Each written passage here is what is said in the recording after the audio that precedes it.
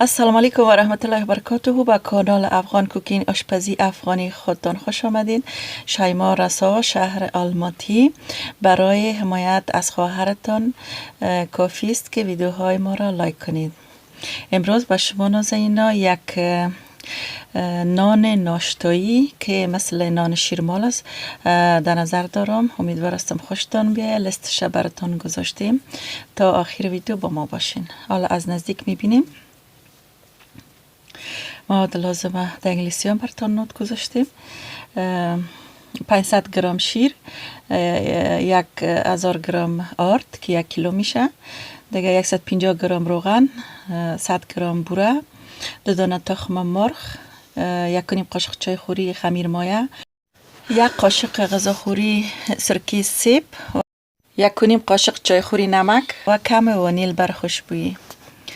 دیگه امی 500 گرم شیر در کاسه، البته شیر گرم است، امروز خمیر مایه اضافه میکنیم و تمام مواد خشک مندازیم، روغن و تمام مواد. کمک روغن میمانیم که پسان باز براتون میگم چی کنیم. دیگه مواد قد دادیم، یک کمک وانیلا مندازیم به خاطر که خوشبوی شوه. میتونین ایل استفاده کنین، اگر وانیل نیست تخم اضافه میکنیم. فقط به هم میزنیم که قد بخوره، یعنی زیاد قد نمیتیم. دیگه فعلا 1 گلاس آرد انداختیم، هم 1 گلاس خوب لط میزنیم و بعد از این باقی مانده‌اش اضافه میکنیم. همین 5 گلاس آرد همیشه یک جای اضافه میکنیم و فعلا نیم قاشق چای خوری پودر کیک یا بیکینگ و 1 قاشق غذاخوری سرکه سیب اضافه میکنیم. هر نوع سرکه که داشته باشین میتونین استفاده کنین. بیکینگ پودر میگن، پودر کیک که استفاده کردیم. دیگه بعد از اینکه خمیر ما 1 دست شد، امی روغن باقی مانده را دایش اضافه میکنیم و مدت 6-7 دقیقه خمیر به هم میزنیم تا که یک خمیر لاستیکی و نازنین ابریشمی به دست بیاید. دیگه حالا خوب به هم میزنیمشه. میبینین چه یک خمیر مقبول و نازنین آمده. شما به کمک زحمت بکشین، یعنی زیاد به هم بزنین تا که خمیر ما بسیار خوبش بیاد. بعد از این سرش بسته میکنیم و داش قبلا روشن کردیم به درجه 70، بسیار درجه ضعیف. مدت 30 دقیقه میگذارم. 30 دقیقه بعد خمیر ما بسیار زود میرسه. یا 40 دقیقه اگه در بیرون میمانین 40 دقیقه تا 1 ساعت میرسه. زمستان دیر میرسه، تابستان زود میرسه. متوجه باشین که تابستان دیر نمانین. دیگه خمیر از بین دونیم کردیم. بعد از این به 12 قسمت تقسیمش میکنیم و زغالگک ها جورش میکنیم. البته شما میتونین که 14 زغاله جور کنین، از این کدام خورترک، به خاطر که بر نفر 1 دانه برسه. امی 12 دانه زغالی که ما جور کردیم، یک کمک اندازش کلان است. یک ذره فامیل ما کم خور است، به ما 1 تاش به ما کلان است. شما 14 تا جور کنین خوب میشه.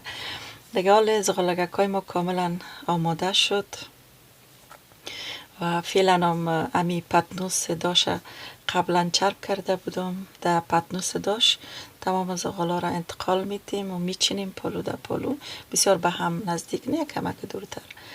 و بعد از این سر امی پتنوس خود پلاستیک روی غذا میزنیم و مدت تقریبا 15 دقیقه میگذاریم تا که امی زغالگک های ما برسه. بعد از مدت 15 دقیقه گذشت، زغالگک های ما کاملا رسیده و فرآمده و 1 دانه زردی تخمه، همراه 1 قاشق غذاخوری آب و کمک نمک لط زده بودم در رویش زدم و فعلا هم کمک کنجد پاش میتم در رویشان. بعد از یعنی قبل از اینکه کار بکنم داشم روشن کرده بودم. داش ما به درجه 180 باید روشن باشه که بعدا براتون میگم. دیگه فعلا کنجد پاشی داریم، کاملا آماده شد. تمام زغالا کنجد پاشی شد و بعد از هم در داش میگذاریم. درجه 180 مدت 25 تا 30 دقیقه میپذیم شه. از پایین بالا روشن باشه. دیگه این ویدیوی ما 5 دقیقه است مدتش. بعد از این دیگه نمایش نان است که شما میبینید که من براتون همین نان ناشتا را نمایش میتم. مدت فیلم 5 دقیقه است دیگه. از یان ما که نمیخواین ببینن میتونن که نبینن. ما کسایی که دوست دارن که همین نان ما برشان نمایش میتم میتونن که دما بتن ببینن دیگه. این نان نازنین مقبول شیرین ناشتایی ما که مثل ابریشم است کاملا پخته شد و یعنی بسیار مقبول است خودشان و مزهش آنقدر یعنی مزه‌دار بود که حتی تصور کردن نمیتونین که براتون چه قسم بگویم. بسیار زیاد یک نان نازنین بود، کاملا مثل یک کیک دیگه. یعنی مثل مسکه، مثل کیک همونطور نازنین آمده بود، یعنی بدون کریم. یعنی یک بسی خاص داشت دیگه. انشالله وقت داشته باشین خود بگوین چقدر تعریف کردیم. به خاطر تعریف میکنم که شما مطمئن شوین و این صبحانه یا ناشتای نازنینی که ابریشمی زیره بر خود پخته کنین، یعنی کاملا با اطمینان پخته کنین. به خاطر که در خانه ما عاشق از اینان شدن. اولین بار پخته کرده بودم. خالی هم بخورم بسیار خالی هم بخورین میگه مزه‌دار است دیگه. بخیر با اطمینان کامل پخته کنین، بسیار مزه‌دار است. ان شاء الله که باز کامنت های نازنین خود با ما شریک بسازین که همین تعریفایی که ما کردیم چقدر یعنی راست است دیگه. این نان همیشگیتان میشه، من باور کامل دارم. بخصوص نان ناشتایی اولادای نازنین و خانواده‌اش عزیز شما میشه دیگه. قسم دیدین پخته شد بخیر. نان ما مثل آرس و مقبول است. تعریف میکنم. من بسیار تعریف کردن خوش دارم، یعنی واقعیت ها رو تعریف میکنم، هیچ وقت از دروغ تعریف نمیکنم. چیزی که واقعیت است همیشه او را تعریف میکنم. امیدوار هستم که خوش شما بیاید. اصلا کسایی که یک چیزی را میبینن که امو واقعا قابل تعریف است ولی تعریف نمیکنن، ما قسم انسان ها خوشم نمیاد که یک چیز یعنی واقعا خوب است او را تعریف نمیکنن.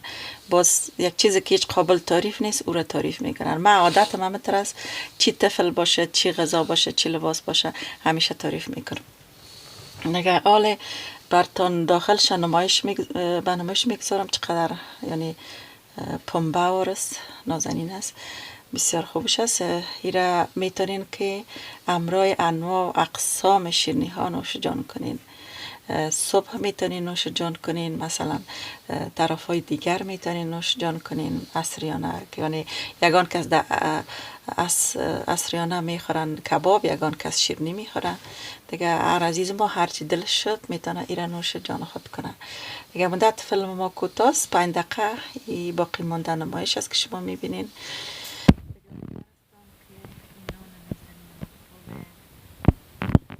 حال میتونین بگوین یا هرچی که میخواین نامش بگذارین.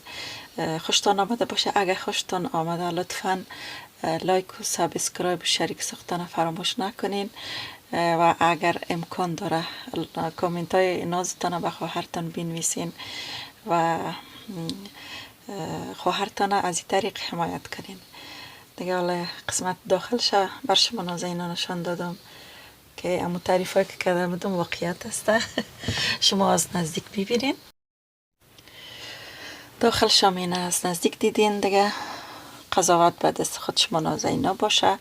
من همیشه کوشش میکنم که لستای بسیار زیاد ناب تاپ و بیمانند به شما ایزان انتخاب کنم تا که شما از یک لستای نو و خوب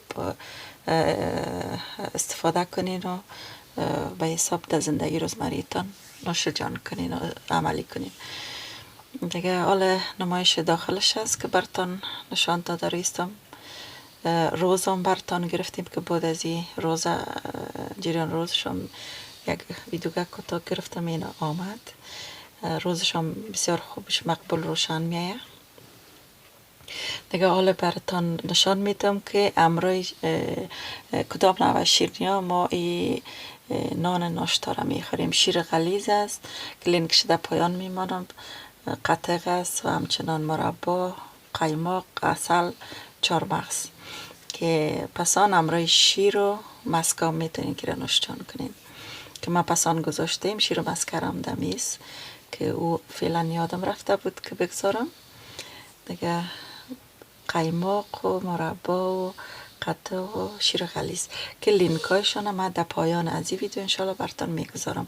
اگر خواسته باشین سر لینک فشار بتین و ببینین. سوال داشته باشین خواهرتان در خدمتتان است، فقط شما بپرسین من براتون حتما جواب میدم. دیگه داخلش باز کردم، یک قسمت دیگه برش میزنم به خاطر که ماشاءالله کلان کلان است، انسان زود سیر میکنه. دیگه 4 برش زدم یک دانه نانه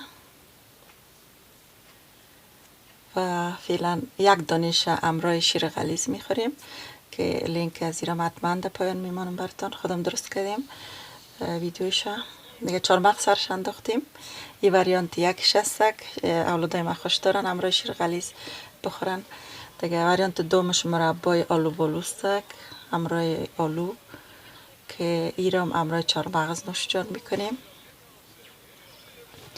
وریانت سومش امرای قیماق هستک که ایره قیماق ما بسیار خوش داریم که امرای بوره یا امرای مربا نوش جان کنیم.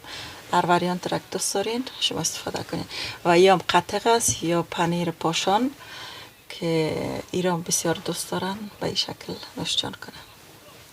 ایران امرای هر شیرینی دوست دارین میتونین بخورین، یا بوره یا مربا یا شیر غلیظ که این 4 وریانت به شما نازینا گذاشتم. پنجمش امرای مسکه است که میتونین مسکه بزنین نوش جان کنین. و عسل هم از یادم رفت که امرای مسکه و عسل میتونین نوش جان کنین. دیگه این چند وریانت های بود که ما میخوریم. اگر شما وریانت ها دارین بر ما در کامنت داشته کنین که از وریانت های شما بخیر در آینده ما استفاده کنیم.